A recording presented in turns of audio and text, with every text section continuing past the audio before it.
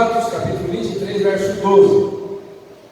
Quando amanheceu, os judeus se reuniram e juraram que não haviam de comer nem beber enquanto não matassem Paulo. Eram mais de 40 os que se envolveram nessa conspiração. Esses foram falar com os principais sacerdotes e os anciãos e disseram: juramos sob pena de maldição não comer coisa alguma enquanto não matarmos Paulo. Por isso agora, juntamente com o Sinédrio, mandem um recado ao comandante para que ele o apresente a vocês, sob o pretexto de que deseja investigar mais acuradamente o caso dele. E nós, antes que ele chegue, estaremos prontos para matá-lo. Mas o filho da irmã de Paulo, tendo ouvido a respeito da trama, entrou na fortaleza e contou tudo a Paulo. Então este, chamando um dos centuriões, disse: leve esse rapaz ao comandante, porque tem algo a dizer. O centurião levou o rapaz ao comandante e disse: o prisioneiro Paulo me chamou e pediu que eu trouxesse à sua presença esse rapaz, pois tem algo a dizer ao Senhor. O comandante pegou o rapaz pela mão e, levando-o para um lado, perguntou-lhe: o que você tem para me dizer? Ele respondeu: os judeus decidiram pedir ao Senhor que amanhã apresente Paulo ao Sinédrio, sob o pretexto de que desejam fazer uma investigação mais acurada a respeito dele. Não se deixe persuadir, porque mais de 40 deles armaram uma emboscada. Fizeram um pacto de, sob pena de maldição, não comer nem beber, enquanto não matarem Paulo. E agora estão prontos, esperando que o Senhor prometa atender o pedido deles. Então o comandante despediu o rapaz, recomendando-lhe que não dissesse a ninguém ter lhe trazido essas informações. Chamando 2 centuriões, ordenou: tenham de prontidão 200 soldados, 70 cavaleiros e 200 lanceiros, para irem até Cesareia a partir das 9 horas da noite. Preparem também animais para fazer Paulo montar e levem-no com segurança ao governador Félix. O comandante escreveu uma carta nesses termos: Cláudio Lísias ao excelentíssimo governador Félix, saudações. Este homem foi preso pelos judeus e estava prestes a ser morto por eles, quando eu, sobrevindo com a guarda, o livrei por saber que ele era romano. Na verdade, ele não sabia, foi sabendo depois. Querendo certificar-me do motivo por que o acusavam, levei-o ao sinédrio deles. Descobri que ele era acusado de coisas referentes à lei que os rege, mas nada que justificasse morte ou mesmo prisão.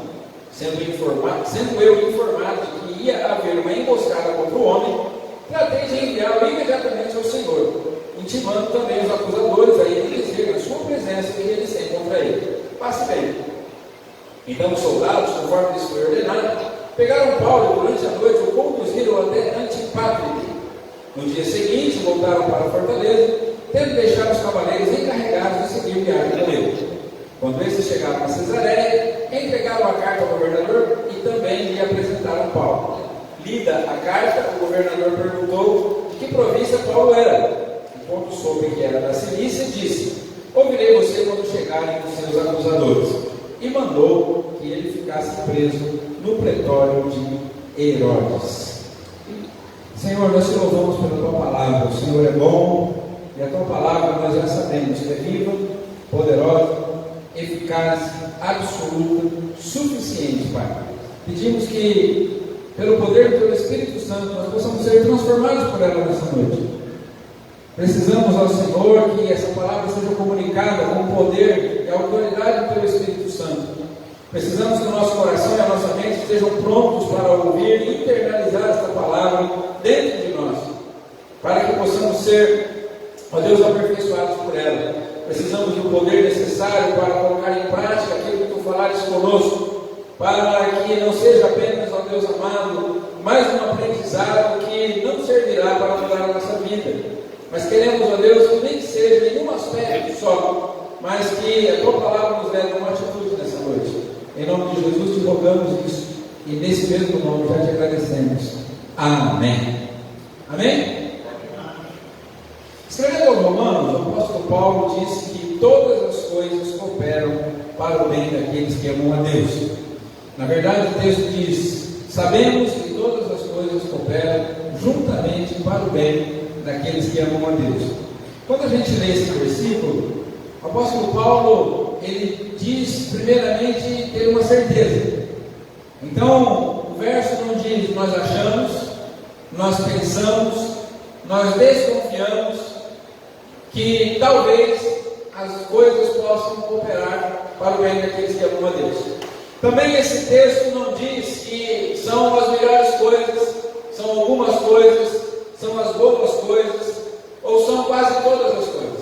Mas a afirmação do apóstolo, quando escreve aos Romanos, ele diz que ele sabe, tem certeza, está absolutamente convicto de que todas as coisas, absolutamente todas, cooperam para o bem daqueles que amam a Deus. E nós estamos diante de uma história bastante interessante.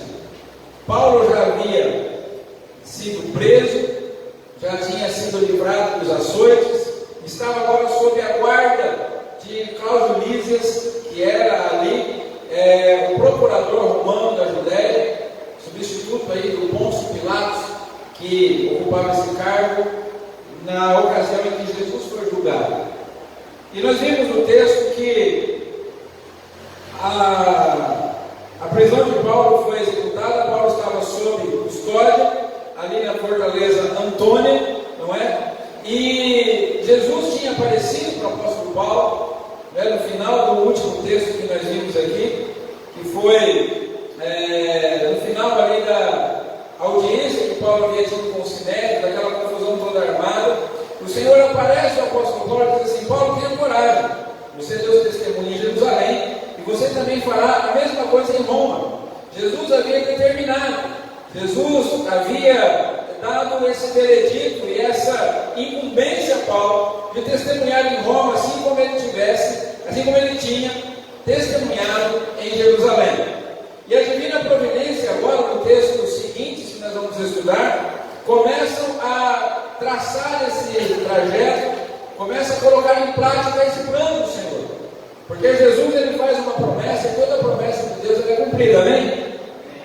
Talvez eu não consiga cumprir todas as minhas promessas, talvez você não consiga, os políticos nem sempre cumprem, não é? Os patrões, os nossos amigos nem sempre conseguem, o cônjuge nem sempre consegue cumprir todas as promessas que são feitas no altar, embora deva se esforçar por isso, mas uma coisa nós temos certeza: as promessas do Senhor são cumpridas sempre. E Jesus agora começa a conduzir o apóstolo Paulo nesse processo. A divina providência, ela começa a se manifestar e também a canalizar as ocorrências para que tal determinação fosse cumprida. E nós vamos olhar para esse texto nessa noite para tentar aprender que, além das circunstâncias não ter o poder de impedir o plano de Deus para aqueles que o amam, elas ainda podem ser usadas como ferramentas para fazer com que tais planos se cumpram. A nossa proposta nessa noite é olhar para esse texto e entender que não importam as dificuldades, não importam as lutas, não importam as tribulações, não importa o quanto esse mundo tenha de perseguição para praticar contra os escolhidos de Deus. Todas essas coisas não podem impedir o propósito de Deus para a nossa vida, amém? Deus tem um propósito para nós, Deus tem promessas para a nossa vida, e as circunstâncias desse mundo, seja a perseguição, seja as tribulações, seja o sofrimento, sejam as lutas, as ocorrências, né, as tragédias, até os imprevistos da vida, não têm poder de atrapalhar aquilo que Deus tem para a nossa vida. E mais ainda, Deus pode até usar essas coisas para fazer com que o seu plano, o seu propósito para nós se cumpra. Muitas vezes nós não compreendemos, muitas vezes nós não entendemos. Nós estávamos ouvindo um louvor, né, à tarde, bem do dia, quando fomos até logo ali na casa da minha sogra, 100 quilômetros daqui, para a gente almoçar e voltar de volta e pegar o caminho de volta, né? E tinha um louvor que estava justamente isso: a cruz, não despreze a sua cruz, ela tem a sua medida, Deus um dia calculou, não é? O Senhor calculou a nossa cruz, o tamanho, o peso, certinho, exato para nós. Não devemos desprezar a nossa cruz, não devemos rejeitá-la, não devemos reclamar da nossa cruz, porque ela é nossa, o Senhor nos deu. E Ele nos aguarda. Ele a nossa cruz é uma ferramenta que o Senhor está usando para nos conduzir no processo que Ele quer realizar na nossa vida, para nos levar até a sua santa e bendita presença. Amém? Então nós vamos olhar para esse texto com esses olhos e tentar entender que não importa o que a providência de Deus nos reserva, o importante é que nada pode atrapalhar o plano de Deus. Quando a gente olha para o texto, a gente vê E no processo de enviar Paulo para testemunhar em Roma, Deus fez com que fosse usado para viabilizar o plano do Senhor. Primeiro, mais de 40 conspiradores. Nos versos 12 e 13, Deus começa, o Senhor Jesus começa a preparar Paulo para ir para Roma. E primeiro Deus levanta mais de 40 conspiradores. 40 pessoas, 40 homens religiosos que estavam até achando que estavam prestando serviço para Deus. Eles faziam o fato de que iam entrar numa campanha de jejum absoluto e não comeriam nada enquanto não matassem o apóstolo Paulo. 40 conspiradores são usados. Eles fazem um pacto e eles tramam um plano para matar o apóstolo Paulo. Outra coisa que o Senhor começa a usar esse processo para enviar Paulo a Roma é um sinédrio sem escrúpulos. Nos versos 14 e 15, esses homens chegam para os membros do sinédrio e falam assim: olha, nós tivemos uma ideia. Nós não vamos comer, nem vamos beber, tomamos uma decisão, fizemos um voto de que vamos jejuar até que consigamos matar o apóstolo Paulo. E a gente vê que o sinédrio continuava sendo o mesmo desde a época de Jesus. Quando Judas se apresenta diante do sinédrio e fala assim: o que vocês querem me dar para que eu entregue Jesus? Eles não rechaçam essa ideia. Aqueles líderes que deveriam falar assim: rapaz, não faça isso, você não pode ser um traidor, você não pode entregar o seu mestre, você não pode se vender. Mas eles aceitam subornar Judas para entregar Jesus, e agora também aceitam, sem escrúpulos algum, que aqueles homens tramem a morte do apóstolo Paulo e concordam até em participar disso. Você não encontra no texto nenhuma reprimenda, nenhuma repreensão, nenhuma crítica deles com relação a isso. Nesse processo agora de levar Paulo a Roma para testemunhar, Jesus também usa um jovem perspicaz, sobrinho de Paulo. Aquele moço, não sabemos como, ele escuta a conversa. De repente ele vê todo o movimento, sabe que o tio está preso, e ele vê o sinédrio se movimentando. De repente, 40 pessoas entrando lá no templo para conversar com os membros do sinédrio e falam assim: tem coisa esquisita aí, tem coisa estranha. E aí então aquele jovem, ele tenta ouvir a conversa, escuta a conversa. O jovem perspicaz fica sabendo que a trama está sendo urdida, e ele vai até Paulo, ele entra na fortaleza. Paulo é um cidadão romano, ele podia receber visitas na prisão. E aí então ele conta a história do apóstolo Paulo. Paulo manda ele contar a história ao Cláudio Lísias, que é outro agente que o Senhor usa aqui nesse propósito de enviar Paulo a Roma, um comandante dedicado. Nós estamos aí no verso 23. Se você está com a sua Bíblia aberta aí, você pode ir acompanhando. Os versos 23 a 30, um comandante dedicado é usado por Deus. E ele não só se dispõe a cumprir o plano do Senhor para levar Paulo a Roma para testemunhar do Evangelho naquela cidade, que nós vamos ver na sequência, quando estivermos lá no finalzinho do livro de Atos, quando Paulo foi usado por Deus durante a sua primeira prisão em Roma, para anunciar o Evangelho aos gentios que não conheciam, principalmente os da guarda pretoriana. E ele não só se dispõe a ser um instrumento de Deus, ainda que não sabia disso, mas ele convoca 2 centuriões, 200 soldados, 70 cavaleiros, 200 lanceiros e ainda montarias para o apóstolo Paulo. Olha a mobilização que Deus começa a fazer para que o plano dele fosse cumprido. E nós vemos no final do texto, no verso 31 e 35, que Deus também mobiliza uma prisão mais segura para o apóstolo Paulo, um lugar onde ele pudesse estar guardado, aguardando o momento de seguir para Roma para testemunhar o Evangelho do Senhor. É o próprio palácio do governador, a sede do governo romano na província da Judéia. O lugar mais seguro daquele lugar, daquela localidade, é justamente onde Paulo agora está preso, na presença de Félix, que era o governador de toda aquela região ali, não só de Jerusalém, não só da cidade onde Cláudio Lísias era procurador, mas agora sobre toda a província e sobre todo o reino que era conhecido na antiguidade como reino de Israel.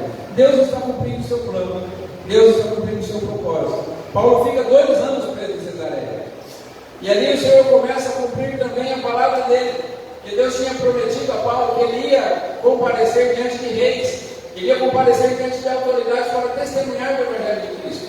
Ali Paulo testemunha diante de Félix, Paulo testemunha diante de Festo, testemunha diante de Herodes Agripa, e ele tem a oportunidade de falar do Evangelho de Jesus Cristo, enquanto aguarda ir para Roma. Deus está cumprindo o seu propósito na vida do apóstolo Paulo, Deus está cumprindo o seu propósito na nossa vida. Amém? As circunstâncias parecem adversas, mas nós voltamos para o texto, que Paulo está exatamente no caminho que Jesus escolheu para ele, que Jesus determinou para ele. Eu e você também estamos assim. O Senhor nos escolheu um dia, nós ouvimos a pregação da palavra, nós somos tocados pelo Espírito Santo, fomos regenerados e convencidos pelo Espírito de Deus, fomos levados ao arrependimento, entregamos o nosso coração, a nossa vida ao Senhor, fomos justificados pelo sangue de Cristo, recebemos a esperança e a certeza da vida eterna por causa da ressurreição de Jesus, e desde então nós estamos sendo santificados pelo Espírito Santo, conduzidos por esse Espírito, sendo preparados para nos encontrarmos com o Senhor da eternidade. Durante esse caminho, nós enfrentamos lutas, enfrentamos tribulações, enfrentamos imprevistos, enfrentamos até tragédias algumas vezes, mas nós temos a certeza de que o Senhor está cumprindo o seu propósito para nós. Amém? Amém ou não? Amém. Nós temos a certeza disso, nós devemos ter essa certeza. Por isso, olhando para esse texto, para toda essa história, nós podemos fazer algumas aplicações na nossa vida. Nós podemos fazer algumas aplicações ao nosso contexto. E a primeira lição que nós aprendemos com esse texto é que Deus não tem plano B. Tudo está absolutamente debaixo do controle de Deus. Você consegue olhar para a pessoa que está ao seu lado e dizer: Deus está no controle. E agora você consegue falar com o seu próprio coração: Deus está no controle. Ou talvez você aqui, ou aonde quer que você esteja, possa dizer assim: pastor, não está aparecendo não. Minha vida está uma bagunça. Você não sabe o que eu estou passando. Você não sabe o que eu estou enfrentando. Eu estou com enfermidade na família, minha situação financeira está complicada, meu casamento está em frangalhos, a minha vida está uma tribulação danada, parece que tudo está de ponta cabeça. Eu tenho absoluta certeza de dizer a você: Deus continua no controle. Deus não faz rascunho, irmãos. Há um ditado popular aí que Deus escreve certo por linhas tortas. Para Deus não existe linha torta. Tudo está absolutamente debaixo do controle de Deus. Aqueles conspiradores estavam achando que eles estavam fazendo algo para destruir o ministério do apóstolo Paulo. Eles estavam cooperando com o ministério do apóstolo Paulo. O sinédrio judaico achava que eles estavam fazendo algo para matar o cristianismo, para acabar com aquela religião que estava se alastrando como uma praga sobre todas as cidades, sobre todo o mundo. Eles disseram, quando prenderam o apóstolo Paulo: esse homem é uma praga, em todos os lugares onde ele vai, ele alastra essa nova doutrina. E agora a gente vai acabar com isso, vai sufocar, a gente vai matar isso. Pelo contrário, eles estavam fazendo exatamente o que Jesus queria que eles fizessem. Porque Jesus queria que Paulo fosse a Roma. E eram os romanos que iam pagar a viagem. Paulo ia para Roma e ia por conta dos romanos. Não é? A Lavínia vai viajar para a França, né? Por conta do pai dela. Mas Paulo ia viajar para Roma, de Jerusalém a Roma, a viagem patrocinada pelos próprios romanos. E o sinédrio achando que estava destruindo tudo, mas estavam cumprindo exatamente o propósito de Deus. E aí Jesus mobiliza o comandante romano em Jerusalém, aquela tropa toda, aquele monte de soldados, só para fazer a vontade de Jesus, que é enviar Paulo a Roma. E Paulo é conduzido. Então o plano do Senhor está sendo cumprido. Deus está cumprindo o seu propósito. Deus está cumprindo. A gente está assistindo aí, né? Se fala em outra coisa na mídia, a guerra lá de Israel e os palestinos. Deus está no controle daquilo lá, irmãos. Deus está cumprindo o propósito dele. Eu não sei o que Deus quer que o povo enxergue, mas eu acho que quanto antes eles enxergarem, muito antes a matança vai acabar. Ah, mas Israel é a nação do Senhor, nós temos que orar por Israel, nós temos que clamar por misericórdia de Deus. Eu tenho, assim, muita pena das pessoas que já faleceram, quase 6.000 pessoas, não sei se já passou de 6.000 pessoas naquele conflito. Não sei por que está acontecendo isso, não sei por que tanta gente tem que morrer, muita gente inocente morrendo. Mas eu sei que Deus está no controle daquilo lá. O Senhor está no controle daquilo. E Deus está cumprindo o seu propósito para Israel, os palestinos, para o Oriente Médio, para a Rússia, para a Ucrânia, na África, na Ásia, na Oceania, na Europa, na América do Norte, no Brasil, em Rio Preto, aqui nessa comunidade. Deus está no controle. Amém? Nada foge do controle do Senhor. Nada escapa do controle de Deus. A palavra do Senhor diz que Ele conhece todas as estrelas pelo nome. E por ser Ele grande em poder, quando Ele chama, nenhuma delas deixa de se apresentar diante dele. Alguém já disse, eu já ouvi dizer, que existem mais estrelas no céu do que grão de areia na praia do mar.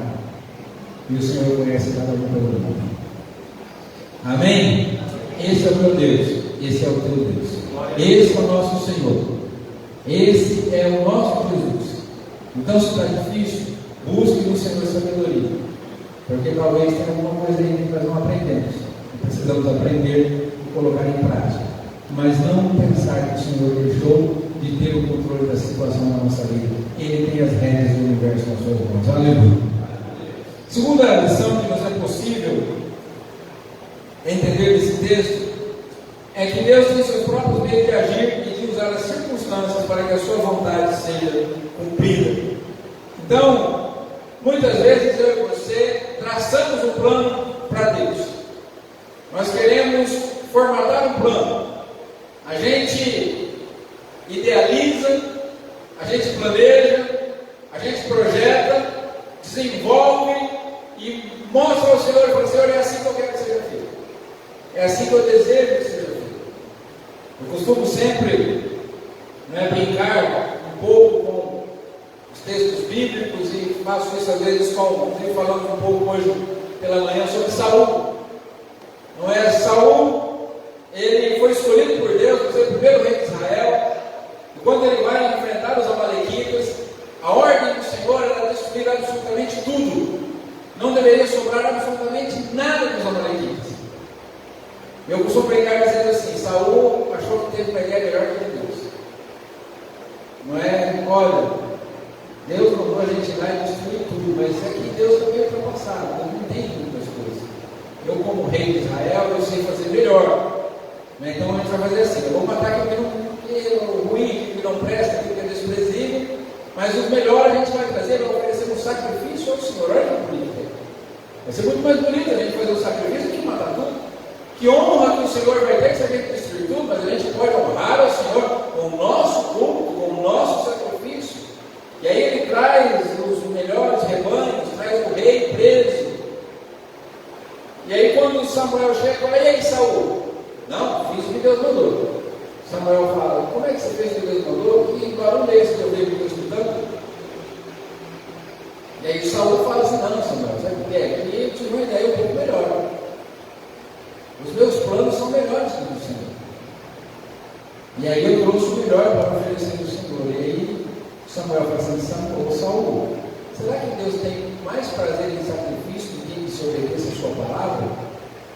Porque o obedecer é melhor do que o sacrificar, e o atender é melhor do que a gordura de carneiros.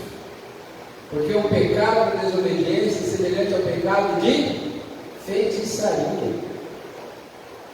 Então, a gente tem que nos submeter ao plano de Deus para nós, e não querer que o Senhor se submeta ao nosso plano.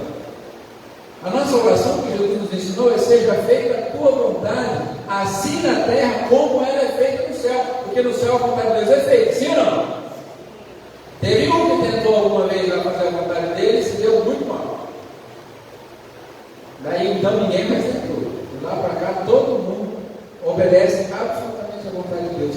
Deus tem os seus próprios meios de trabalhar conosco.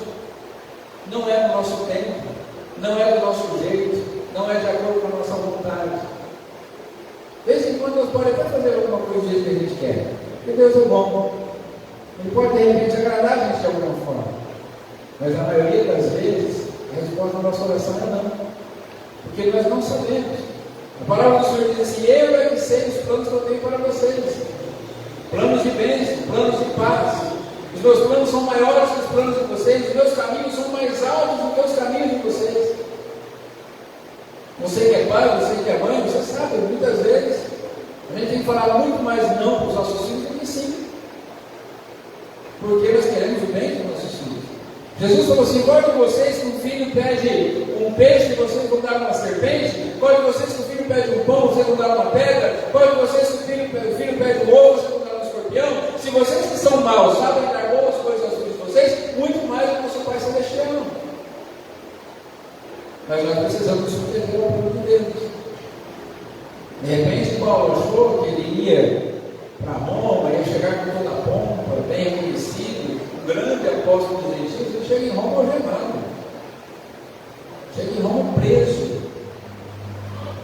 Deus ainda teve pena dele e não deixou ele para a cadeia, ele foi para uma casa alugada. A primeira prisão de Paulo em Roma foi uma casa. Ele ficou lá numa casa, não podia receber as pessoas, embora os soldados pretorianos ficavam ali de guarda, ele não podia sair, mas ali ele podia fazer a obra do Senhor. Não chegou preso, não chegou no carro de bombeiro, não chegou com as pessoas fazendo uma passeada, uma carreata, chegou lá algemado, aprisionado, mas estava debaixo do plano de Deus. Deus tem o seu jeito de tratar conosco, e precisa ser sempre do jeito de Deus, para que a gente chegue aonde o Senhor quer que nós cheguemos, precisa ser do jeito de Deus. Amém? E Ele pode usar as circunstâncias mais adversas, as tribulações mais terríveis, para nos conduzir para o centro da sua vontade. Cabe a nós continuarmos confiando no Senhor. Ele está no controle, Ele tem o seu próprio jeito de agir. Amém? Terceira lição que eu quero compartilhar com os irmãos, que é possível para a gente nesse texto, porque a gente está sempre com essa proposta de pegar esses textos de Atos, fazer a exposição desses textos, sempre com uma aplicação prática para a nossa vida, para que a gente não apenas estude a história da igreja, mas para que a gente tire lições práticas importantes para colocarmos em prática já saindo daqui hoje, entendendo que a nossa vida pode mudar a partir das lições aprendidas nesse texto. E a terceira dessas lições é que as situações mais perigosas são as mais seguras quando se está dentro do propósito de Deus. Vou repetir: as situações mais perigosas são as mais seguras quando se está dentro do propósito de Deus. Irmãos, não existe lugar mais seguro no universo do que debaixo da vontade do Senhor. E não existe lugar mais perigoso no universo do que fora da vontade de Deus. A gente olha, por exemplo, de Davi.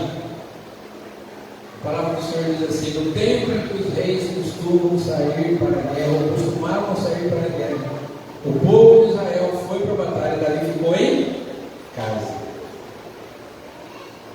De repente a gente pode pensar assim: Davi estava absolutamente seguro dentro do palácio. Não, não estava.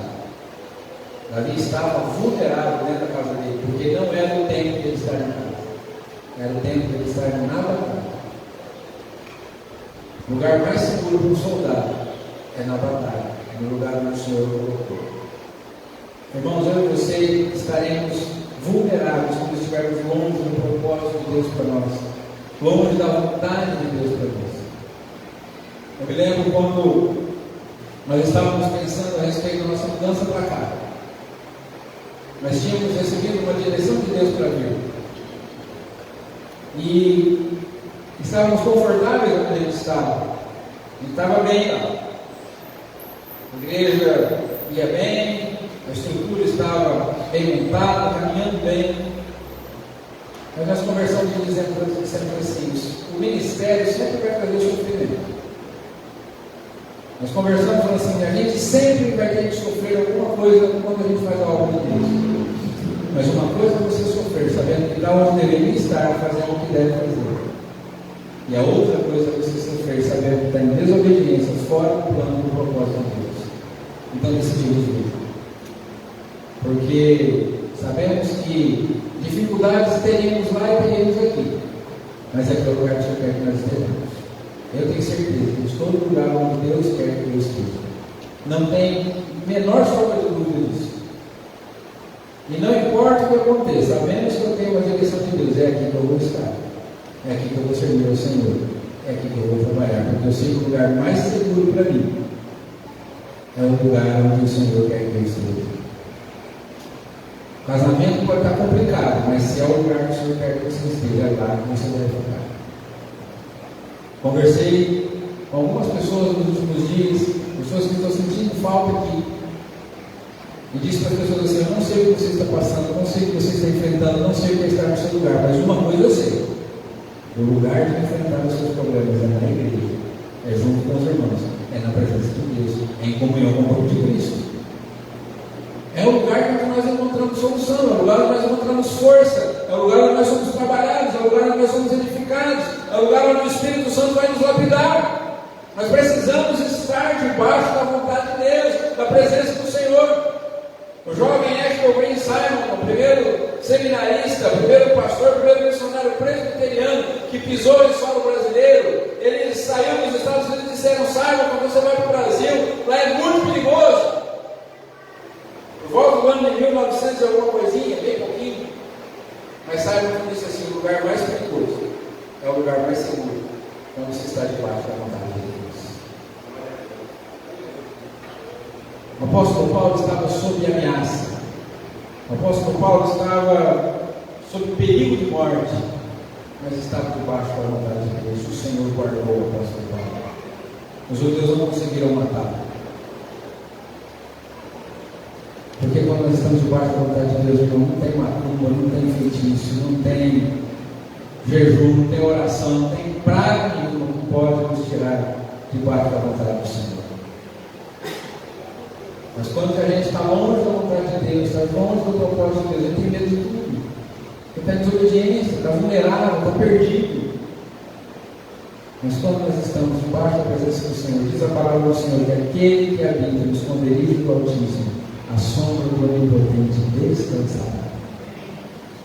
Vai continuar tendo o espanto noturno, a flecha que voa no meio da noite, a praga que se propaga na escuridão, a mortandade que assola ao meio-dia.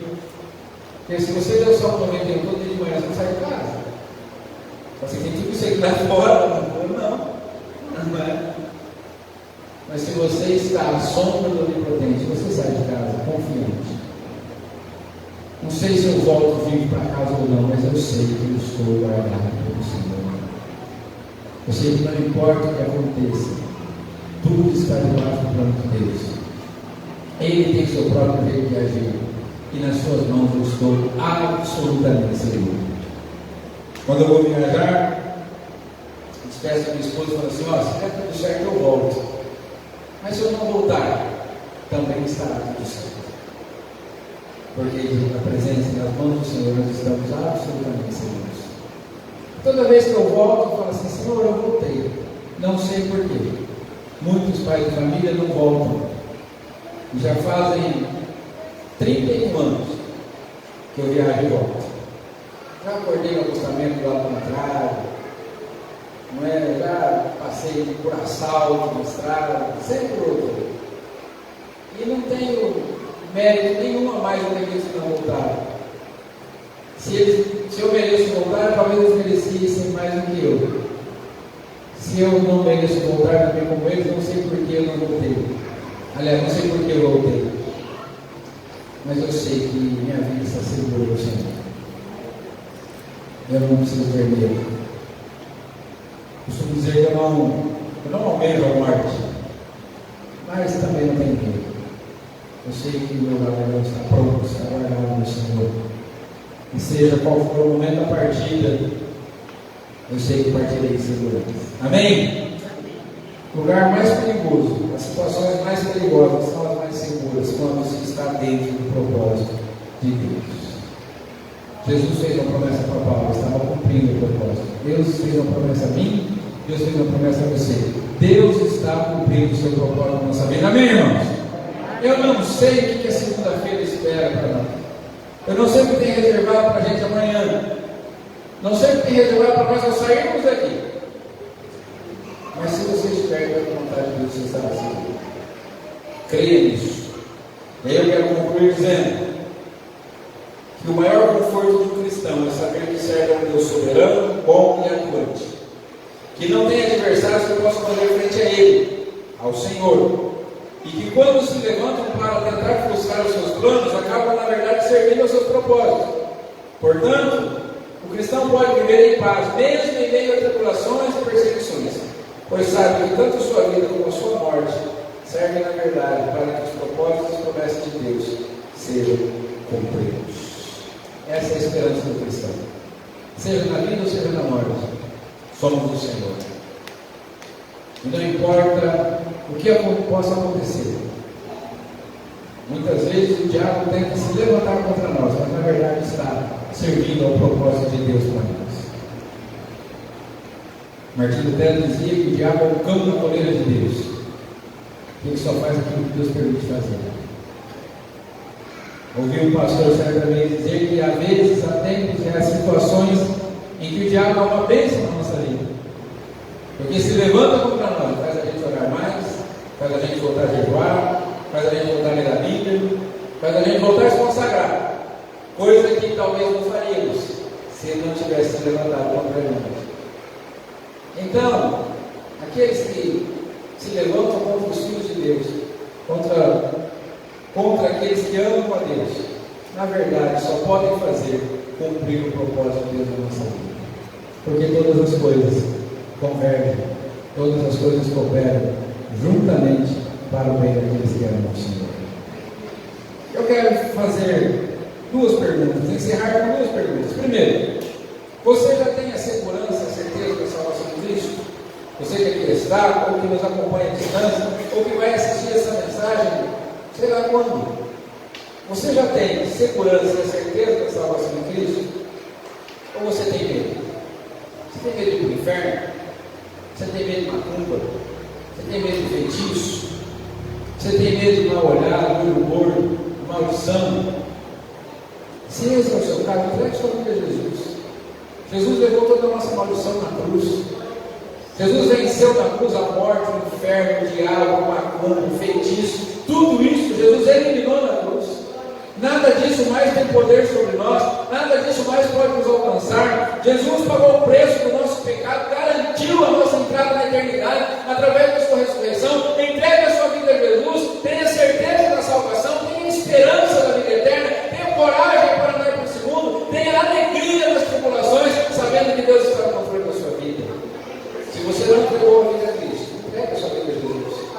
Ele pode te dar esperança, Ele pode te dar confiança e absoluta segurança. E a segunda pergunta é: você vive a vida com a certeza de que Deus está no controle e faz com que todas as coisas cooperem para o seu bem? Você que já entregou sua vida a Jesus, que é crente, já se converteu, você tem tido essa confiança de que Deus está no controle da sua vida? Você consegue descansar no amor de Deus, na graça de Deus, na providência de Deus? Ou você tem medo que Deus não tem capacidade, não tem poder suficiente para manter o seu casamento, para te ajudar no seu emprego, para dar o seu sustento no pão de cada dia? Se você tem medo, entregue esse medo a Jesus. Senhor, eu confio no Senhor, eu creio no Senhor, mas eu tenho medo. Eu creio no Senhor, no meu Evangelho, eu creio na tua palavra, eu sei que o Senhor é o meu Salvador, mas ainda tenho medo. Talvez haja pessoas aqui que têm medo. Talvez haja pessoas que estejam nos assistindo que têm medo. Medo do futuro, medo da velhice, medo de não dar conta, medo do casamento acabar, medo da rejeição. Saiba de uma coisa: Deus está cumprindo o seu propósito. Toda semente plantada vai germinar no tempo de Deus. Estava conversando com a esposa essa semana. Aconteceu algo assim que eu fiquei muito feliz essa semana. E conversando com ela, eu falei assim: as sementes que estão plantadas, elas germinam no tempo de Deus. E o Senhor vai fazendo com que as coisas aconteçam no tempo dele. A gente é ansioso, a gente quer tudo para hoje, a gente quer tudo para agora, a gente quer tudo para amanhã. A gente nem lembra mais do tempo da internet de escada. Quem é aquele tempo da internet de escada? Você ia lá, como é que estava o computador lá chiando, né, aquele barulho esquisito, demorava. Você ia no banheiro, você tomava banho, voltava, estava lá. Hoje não, hoje você pega o celular na mão. Eu fui mexer no plano do celular no dia, porque o pacote de internet estava acabando muito rápido. O rapaz falou assim: você percebeu que agora no seguinte minuto o vídeo já começa a pular. É o 5G que já está funcionando. Ele falou assim: mas tem uma questão, o 5G funciona mais rápido, mas gasta mais dados também. Ele é mais rápido, mas gasta mais. E a gente está na época do 5G, a gente quer tudo agora, para ontem. A gente não quer mais fazer oração: Senhor, o pão nosso de cada dia nos dá hoje. E de amanhã a gente ora amanhã. Mas a gente quer: Senhor, tem jeito que o Senhor vai mandar o pão da semana? E aí eu fico tranquilo, sei que até sexta-feira o pão está indo. Aí daí a pouco eu falei: não, vamos fazer o seguinte, Senhor, já manda o pão do mês. Eu não quero achar que no dia 20, dia 25 vai acabar o pão. Manda o pão do mês, aí eu fico mais tranquilo. Aí daí a pouco ele falou assim: vamos fazer o seguinte, passa essa padaria no meu nome, deixa que eu resolvo. Porque aí eu faço o pão do jeito que eu quiser, na minha hora, no meu tempo, mas a padaria é o Senhor. É o pão de cada dia. A gente sai na rua de manhãzinha para passear os cachorros. Aí a gente vê os passarinhos já levantou, estão correndo, estão buscando comida.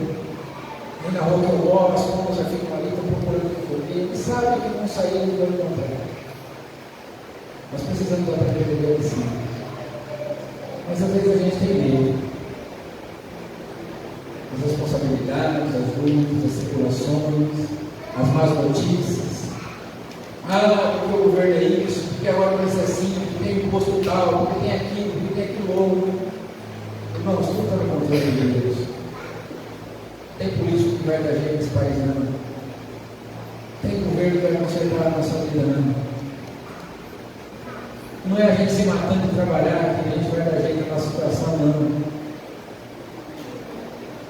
Você pode morrer de trabalhar. Se o Senhor não fizer produzir, ele não vai dar resultado. Diz a palavra do Senhor que o Senhor dá aos seus amados enquanto eles dormem. Enquanto eles dormem. Estava vendo uma pessoa falando sobre saúde um dia, sobre questão de atividade física. Ele falou assim: a gente adquire musculatura e massa muscular enquanto a gente está dormindo. Você não adianta você achar que você vai na academia, lá na academia você vai ganhar músculo, na academia você não ganha músculo. Fazendo atividade física você machuca os músculos. E aí depois, enquanto você está dormindo, o seu intestino usa aquilo que você comeu e a água que você bebeu durante o dia para recuperar a sua musculatura e fazer você ganhar massa muscular. Assim, mais ou menos igual a palavra de Deus diz: Deus dá aos seus amados enquanto eles dormem. O Senhor está nos fazendo crescer enquanto nós estamos dormindo. Ele cuida de nós. Nós precisamos confiar nisso. Mas talvez você seja alguém hoje que esteja com medo. Medo do futuro, medo das mudanças, medo do tempo. Mas eu quero convidar você a orar e pegar todo o medo na mão do Senhor do tempo. O Senhor da história. Daquele que vê passado, presente e futuro ao mesmo tempo. Para ele, um dia é como 1000 anos, 1000 anos é como um dia. Não perde o controle de nada. Está sempre no controle da nossa vida. Vamos orar? Vamos ficar em pé, feche seus olhos. Fale com o Senhor por um instante.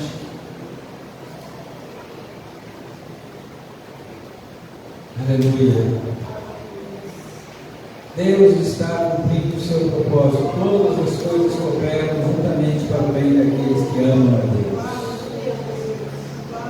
Não existe armadilha, não existe tribulação, não existe um demônio sequer no universo capaz de impedir o plano de Deus na nossa vida. Eu quero que você fale com o Senhor: você é Deus por um instante. Talvez você esteja com medo. Senhor, minha família não vai bem, meu casamento não vai bem, meu trabalho não está bem, minha saúde não vai bem. Senhor, minhas emoções não vão bem. Talvez hoje você precise de um toque do Senhor. Sua vida espiritual talvez não esteja bem. Senhor, espiritualmente eu estou fraco. Minhas emoções estão abaladas. Minha mente está confusa. Meu coração está apertado. Minhas finanças, Senhor, estão desorganizadas. Fale com o Senhor agora. Diga: Senhor, eu estou tentando levar minha vida, estou tentando fazer minhas coisas na força do braço. E parece que estou lutando tanto, patinando sem sair do lugar, me esforçando tanto e não vejo resultado. Senhor, tenha misericórdia. Meu irmão, minha irmã, todas as coisas cooperam para o bem daqueles que amam a Deus. Você ama Jesus? Você já conhece o Senhor? Você já entregou sua vida a Cristo? Deus está trabalhando a teu favor, não contra você. Deus é por nós. Deus está do nosso lado. Deus se importa conosco. Deus está nos conduzindo para o centro da sua vontade. Os caminhos dele são mais altos do que os nossos. Os planos dele são maiores do que os nossos. Mas ele tem o controle da história nas mãos. Os lugares mais perigosos são os mais seguros quando estamos debaixo da presença dele. Ele não tem plano B. Saiba que você está exatamente onde o Senhor quer que você esteja. Ele não perdeu a mão. Ele não precisa reescrever a tua história. Ele está escrevendo desde que você nasceu, desde antes de você nascer. Nós confiamos em Ti, Pai. A Bíblia diz que o Senhor viu você e eu quando éramos substâncias ainda informes, não tínhamos forma. E o Senhor já nos conhecia. Senhor, estamos na Tua presença, Pai. A nossa vida, Senhor. Recebemos a Tua palavra nessa noite como uma palavra de consolo, de conforto, Senhor. Pai Santo, e o confronto que temos nessa noite é que muitas vezes desconfiamos do Senhor. Muitas vezes, ó Senhor, achamos que nós é que estamos no controle das coisas. Ah, meu Deus, ajuda-nos, ó Pai. Ajuda-nos a confiar mais em Ti. Ajuda-nos, ó Senhor, a descansar mais em Ti, Senhor. Exaltado Tu és, Jesus. Senhor, nós estamos aqui orando. Talvez haja pessoas nessa noite que não têm esperança, não têm certeza da salvação. Meu Pai.